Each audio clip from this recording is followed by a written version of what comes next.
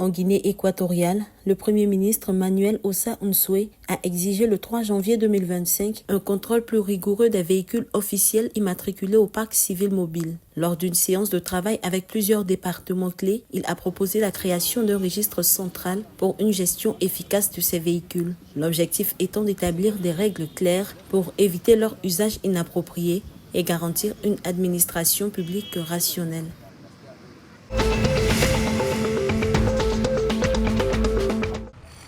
Au Gabon, l'agriculture de rente a connu des résultats contrastés au troisième trimestre 2024. Selon la note de conjoncture sectorielle du ministère de l'Économie, la production de régime de palme a chuté de 23%, impactée par une faible pluviométrie et les dégâts des pachydermes, notamment à Mouila et à Ouala. En revanche, la production de caoutchouc humide a bondi de 18,5%. La note indique que sur les 9 premiers mois de l'année 2024, la récolte de régime de palme a connu un recul de 9,6%.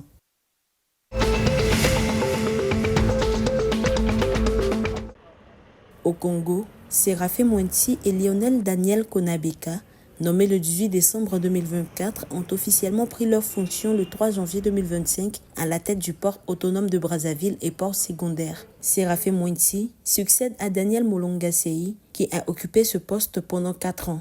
Leur priorité, améliorer les conditions de travail sur les 12 sites portuaires, dont 4 à Brazzaville, et relever les nombreux défis pour dynamiser le PABPS et soutenir le développement économique du Congo. Le nouveau directeur général s'est engagé à œuvrer sans relâche au développement du port.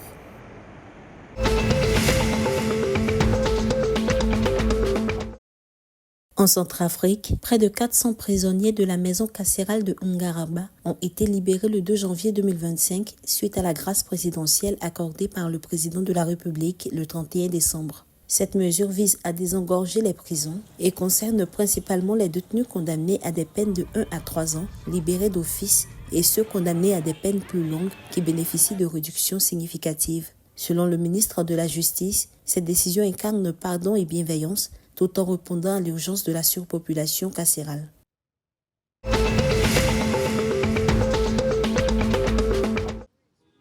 Au Cameroun, depuis le 1er janvier 2025, la gestion des fonds alloués par l'État aux fédérations sportives est passée à la charge du ministère des Sports, selon une circulaire signée par le ministre des Finances, Louis-Paul Motassi. Les fédérations se limitent désormais à exprimer leurs besoins, tandis que le ministère assure la gestion et rend compte dans un délai de 30 jours après les compétitions. Cette mesure vise à renforcer le contrôle des fonds publics et garantir une utilisation efficace pour le développement sportif.